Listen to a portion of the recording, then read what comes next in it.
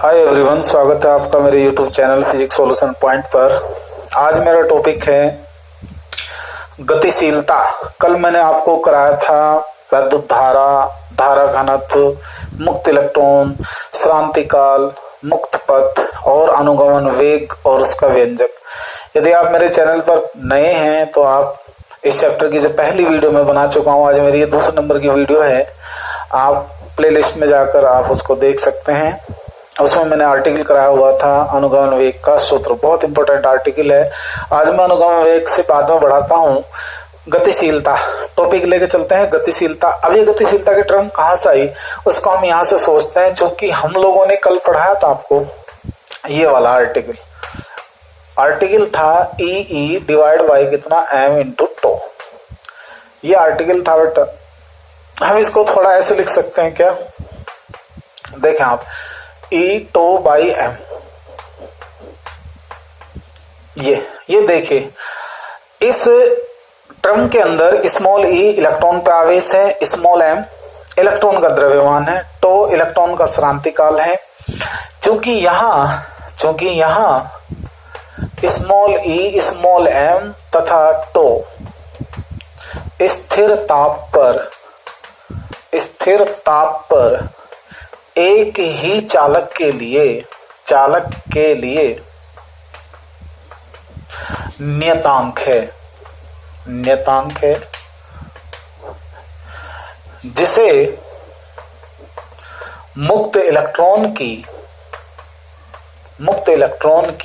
क्या कहते हैं वो बेटा, गतिशीलता कहते हैं। मुक्त इलेक्ट्रॉन की गतिशीलता कहते हैं। इसे किससे डिनोट करेंगे हम? इसे म्यू से व्यक्त करते हैं। तो यहां लिखें इस प्रकार हमारा फार्मूला बनेगा वी डी बराबर mu into E. This is the equation number 1। आप इसका स्क्रीनशॉट लें प्लीज, आगे बढ़ते हैं फिर। ओके, इस सवाल में देखेंगे हम इक्वेशन 1 को क्या ऐसे लिख सकते हैं, mu it is equal to क्या हुआ, V D upon capital E. This is the equation number 2। देखिए, अगर हमें डिफाइन करना, मैथमेटिकल डेफिनेशन क्या बनेगी इसकी?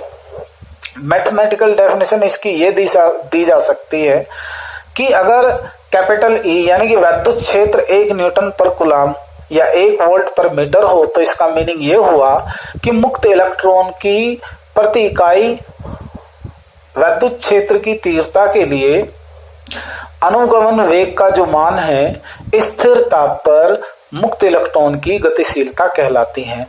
या हम इसको इस प्रकार से परिभाषित कर सकते हैं कि किसी आवेशित कण की गतिशीलता अनुगमन वेग तथा वैद्युत क्षेत्र की तीव्रता के अनुपात के बराबर होती है। इसे म्यू से हम लोग व्यक्त करते हैं। म्यू से किसे व्यक्त करते हैं बेटा? म्यू से इसको व्यक्त करते हैं। तो म्यू बराबर क्या आएगा, we D upon E.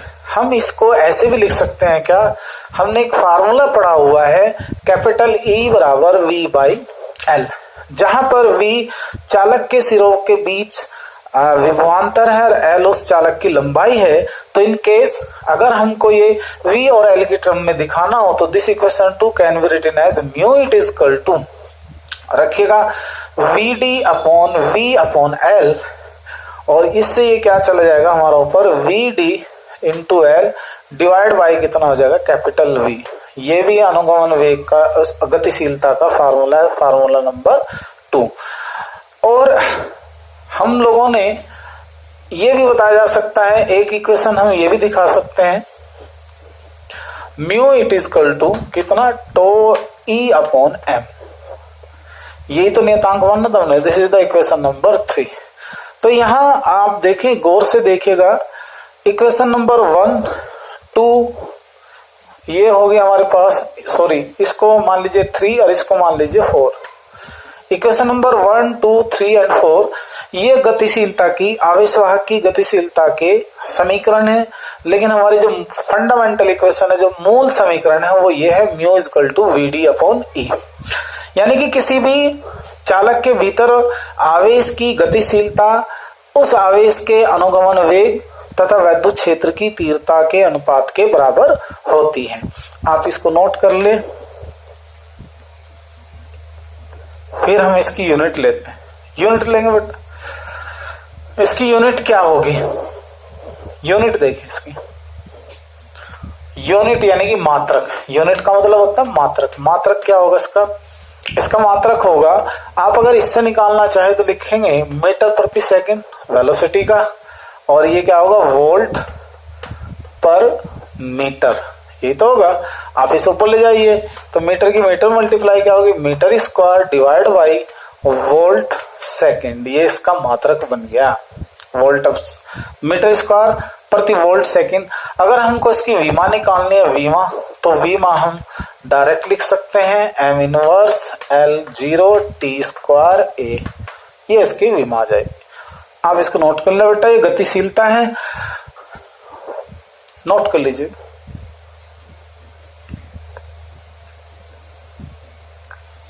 Okay, अब देखते हैं गतिशीलता। गतिशीलता किन किन कारकों पर निर्भर करती है? निर्भर करती है, ये किन किन चीजों पर निर्भर करेगी? नंबर 1, पदार्थ की प्रकृति पर। पदार्थ की प्रकृति पर।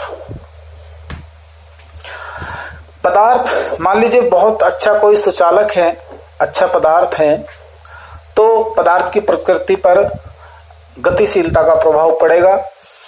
अगर सुचालक है तो पदार्थ की प्रकृति, पदार्थ के लिए आवेश वाहक की गतिशीलता अधिक होगी क्योंकि उसका अनुगमन वेग भी अधिक होगा। दूसरी बात है ताप पर। किस पर बेटा? ताप पर। अगर ताप हमारा बढ़ा दिया जाए, अगर ताप बढ़ा दिया जाए तो गतिशीलता घट जाती है, क्योंकि हमने पढ़ा है mu it is equal to tau E by M. देखिए ये इलेक्ट्रॉन पर आवेश है, ये इलेक्ट्रॉन का द्रव्यमान है। ताप का प्रभाव इलेक्ट्रॉन के आवेश और द्रव्यमान पर नहीं पड़ेगा। गतिशीलता का सीधा प्रभाव किस पर पड़ेगा? ये पड़ेगा आपके श्रांति काल पर। आप लोगों को पता होना चाहिए कि जब ताप बढ़ेगा किसी चालक का, अगर किसी चालक का हम ताप बढ़ाते हैं तो उसका श्रांति काल डिक्रीज हो जाता है। श्रांति काल डिक्रीज होने पर उसकी गतिशीलता क्या होगी बेटे? घट जाएगी, कम हो जाएगी। उसका अनुगमन वेग भी कम हो जाएगा। Is that clear? ये मैंने गतिशीलता का छोटा सा एक टॉपिक लिया था। अब मैं नेक्स्ट टॉपिक शुरू करने वाला हूं, ओम का नियम। किसका नियम बेटा? ओम का नियम। देखते हैं थोड़ा। अब हम ओम के नियम को स्पष्ट करते हैं।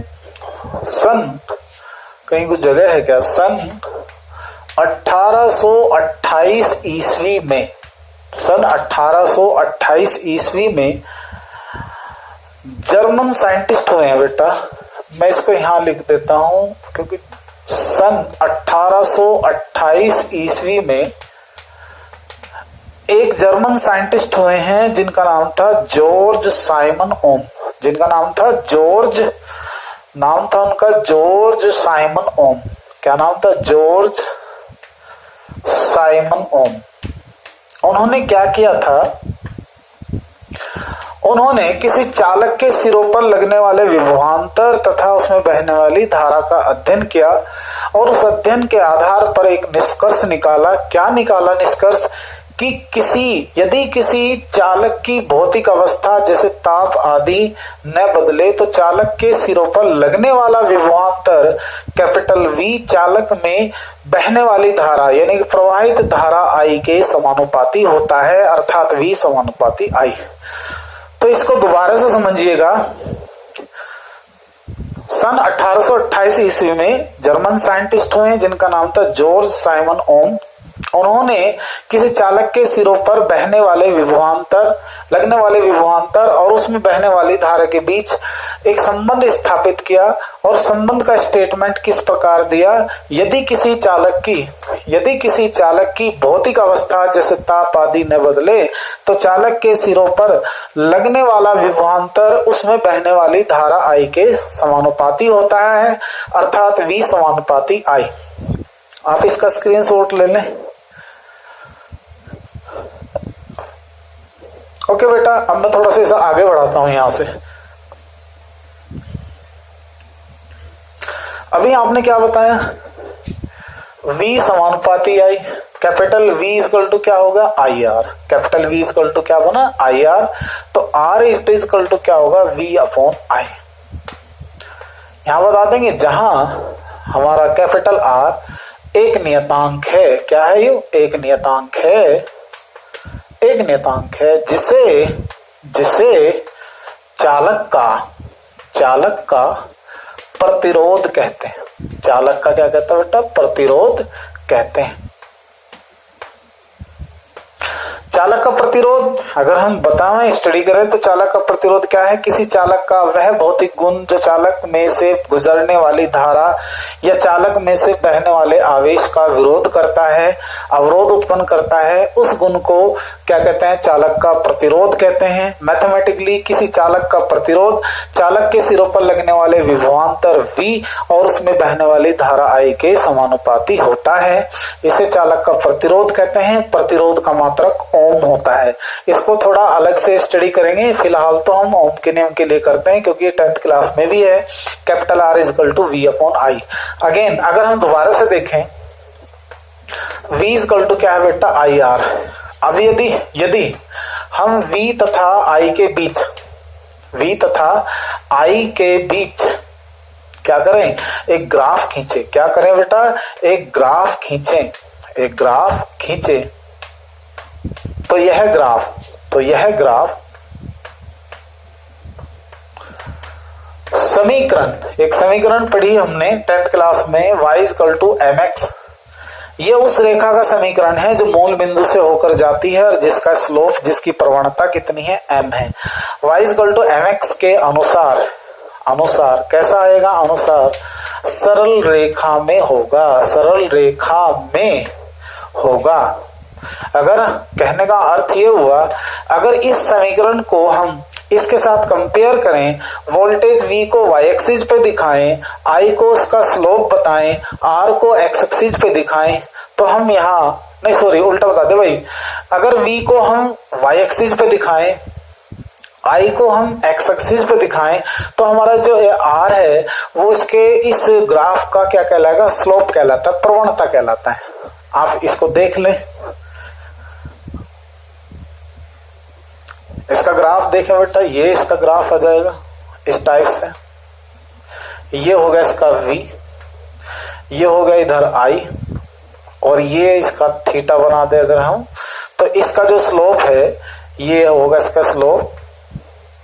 यहां ये जो स्लोप है, अर्थात स्लोप का मतलब दिख रहा है भाई, देखता हूं, हाँ दिख रहा बेटा, अर्थात tan थीटा, हमारा tan थीटा बराबर क्या होगा V अपॉन I, और V अपॉन I क्या होगा कैपिटल R। आप देख सकते हैं इस ग्राफ से, ये किसकी वैल्यू है, V की, ये क्या है I है। tan थीटा बराबर क्या होगा, लंब बटे आधार, लंब कितना हो गया V, आधार कितना हो गया I, तो V बटे I इक्वल टू क्या होगा R। तो ये आप समझ लेंगे कि अगर हम ओम के नियम अनुसार V और I के बीच में ग्राफ खींचते हैं और वो ग्राफ सरल रेखा में आता है, तो सरल रेखा में जो ग्राफ आया है उस ग्राफ का जो ढाल है tan थीटा, उस ग्राफ का जो ढाल है tan थीटा यानी कि V बटे I उस ग्राफ के उस चालक के प्रतिरोध को दर्शाता है, जिसके लिए ओम का नियम लागू किया गया है। आप ये नोट करें।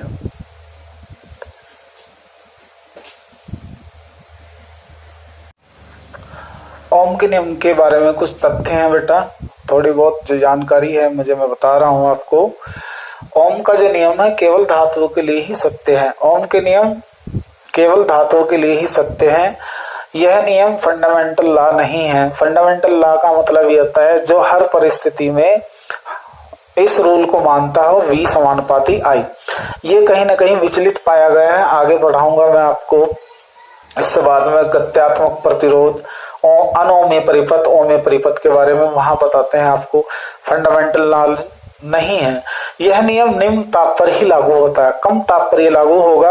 अगर उच्च ताप रखा जाए तो चालक तार का प्रतिरोध बदलने से V और अपॉन I के बीच में जो नियतांक R है उसका मान बदल जाता है। किसके अकॉर्डिंग? इस फार्मूले के according, RT equal to R0 1 plus alpha T. आप इसे याद रखेंगे।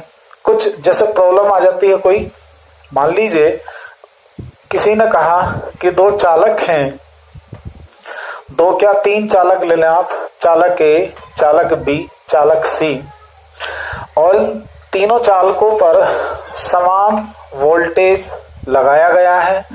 तीनों चालकों के सिरों पर एक समान जब वोल्टेज लगाते हैं तो उसमें धारा बहती है।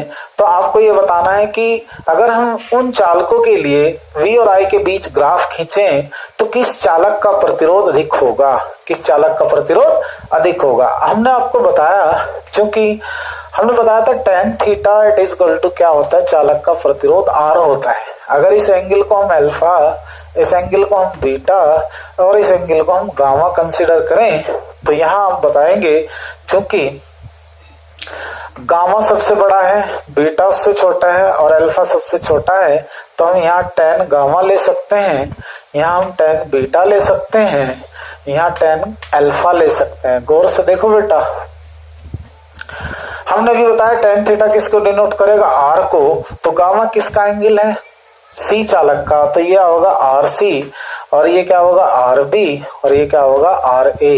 मीन्स ये हुआ कि चालक C का प्रतिरोध सबसे अधिक होगा और चालक ए का प्रतिरोध क्या होगा, सबसे कम होगा। ये ग्राफ है बेटा, आप इस ग्राफ को नोट कर लें, क्वेश्चन बन जाएगा एक और इसी ग्राफ पर। देखें आप,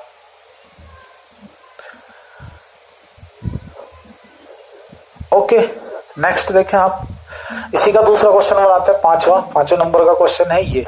मान लो अगर हम लोग इसे I कंसिडर करें और इसे हम क्या कंसिडर कर लें, V, ग्राफ खींचे I और V के बीच इस प्रकार से कि Y एक्सिस पे मैं I ले लेता हूं और X एक्सिस पे मैं V ले लेता हूं, तो इस सिचुएशन में, इस कंडीशन में हमारा जो प्रतिरोध होगा वो रिवर्स हो जाएगा। उस सिचुएशन में प्रतिरोध कितना होगा, देखें आप, अभी बताते हैं हम आपको प्रतिरोध का मान कितना आएगा। यहाँ इस सिचुएशन में प्रतिरोध होगा, यह आ जाएगा RA greater than RB greater than RC। ये याद रखें, चालक A का प्रतिरोध अधिक होगा चालक B के प्रतिरोध से, चालक C के प्रतिरोध से।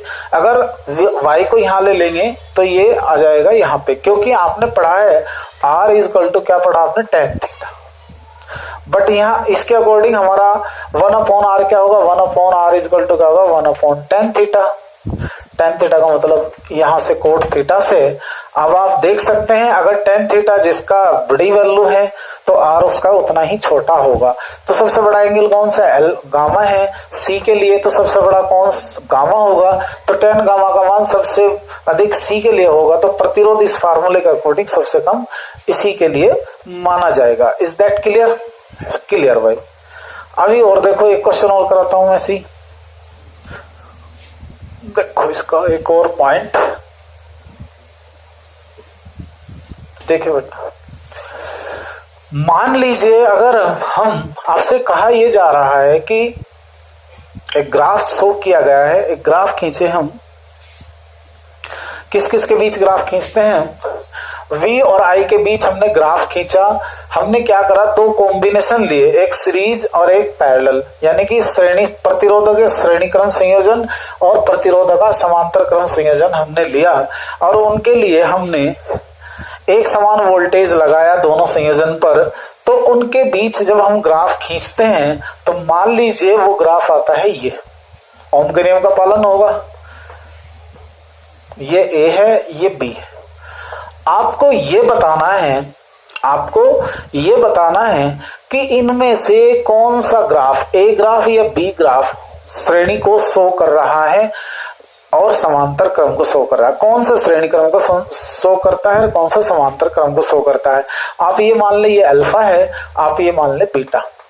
अब इसका सॉल्यूशन कैसे करना देखो, क्योंकि हम लोगों ने चूंकि यहाँ बीटा इज ग्रेटर देन क्या है, अल्फा, तो हम यहाँ लिखेंगे tan beta is greater than tan alpha. लिख दो बेटा, tan beta is greater than tan alpha, यानी कि ये क्या होगा R B is greater than क्या होगा आर ए। और हमें पता है कि श्रेणी क्रम का प्रतिरोध समांतर क्रम के प्रतिरोध से हमेशा अधिक होता है। श्रेणी क्रम का प्रतिरोध समांतर क्रम के प्रतिरोध से अधिक होता है। तो इस इक्वेशन को देखते हुए आर एस किसको शो करेगा, आर बी को, और आर ए किसके शो करेगा, आर पी को। तो सीधा अर्थ ये हुआ श्रेणी क्रम में कौन सा हुआ, श्रेणी क्रम संयोजन कौन सा है, श्रेणी क्रम संयोजन कौन सा आएगा, ग्राफ बी। कौन सा ग्राफ बी।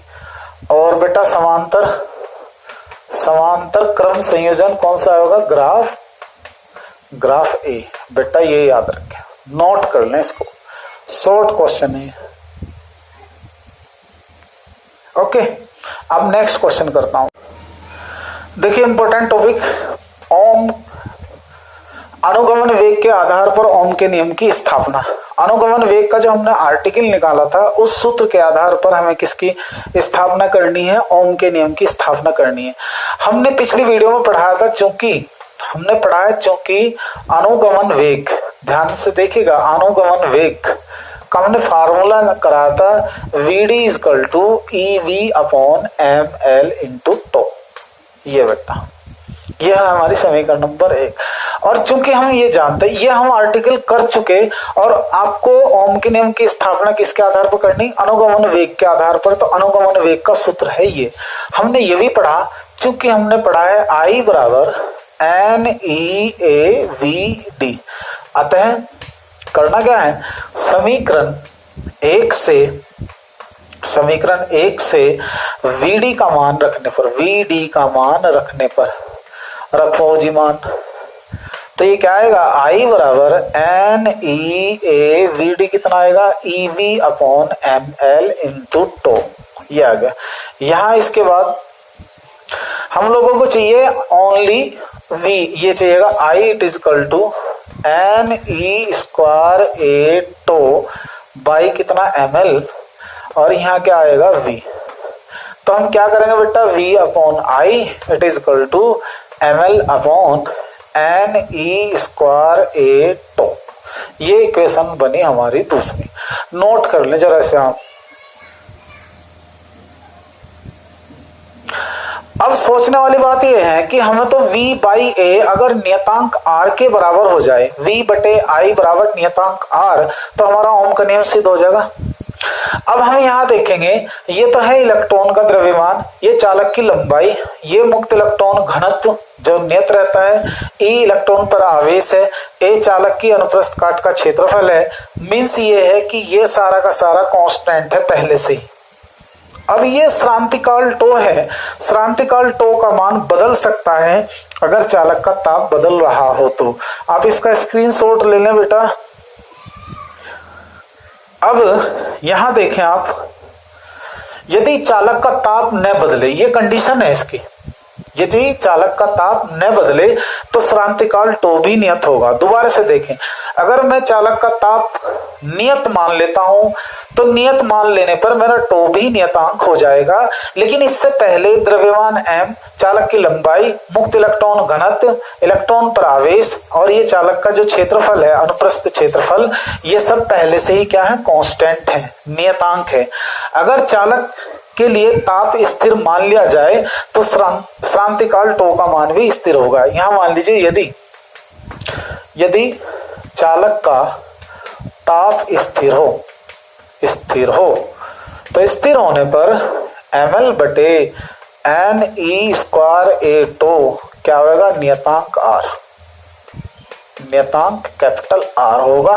इसलिए हम इसे लिख सकते हैं कि ml बटे, ये एक रिजल्ट भी बन गया, किसी चालक का जो प्रतिरोध है इन टर्म्स ऑफ श्रांतिकाल कितना आ जाएगा, कैपिटल R। तो यहां लिखें अर्थात, इससे क्या बना, अर्थात v अपॉन आई बराबर क्या हुआ, कैपिटल R। यहां लिखेंगे यही क्या है बेटा, यही ओम का नियम है, ओम का नियम है। ये प्रूफ हो गया, यही ओम का नियम है। आप नोट कर लेंगे इसे, यही ओम का नियम है।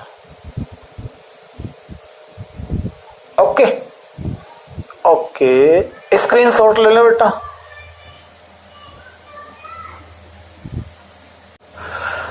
एक छोटी सी डेफिनेशन है, ओम के नियम पर आधारित है। ओमे परिपथ आपसे कहा जाएगा, ओमे परिपथ किसे कहते हैं, ओमिक सर्किट क्या होते हैं।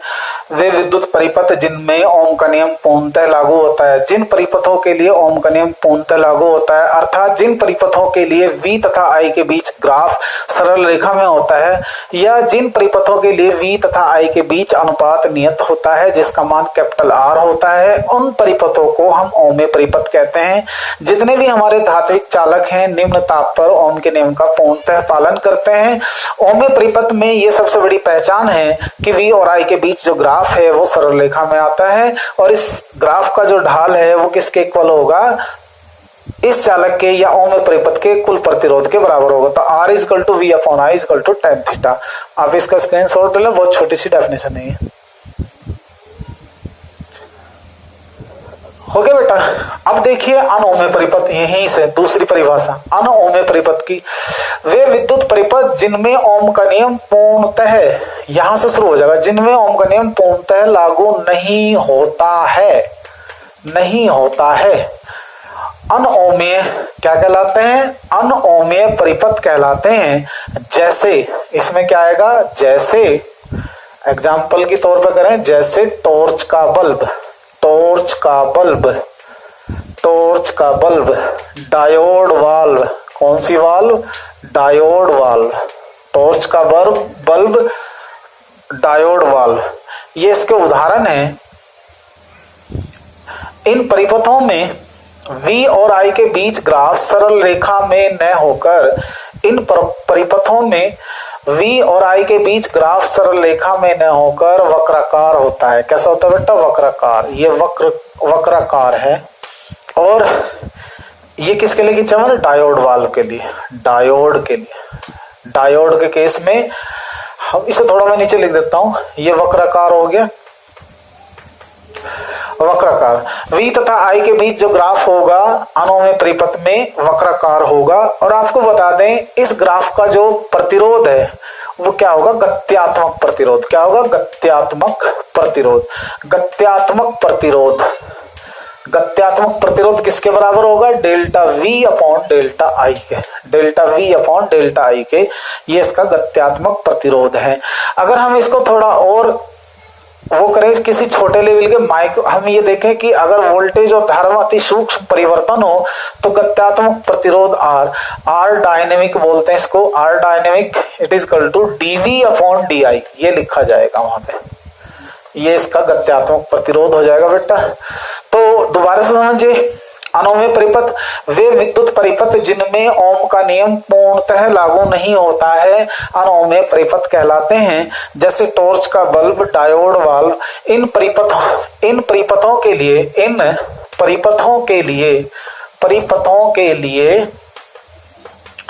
VI ग्राफ, इसे क्या बोलेंगे, VI ग्राफ कैसा होता है बेटा, वक्राकार होता है। कैसा कार होता है, वक्राकार होता है, वक्राकार होता है।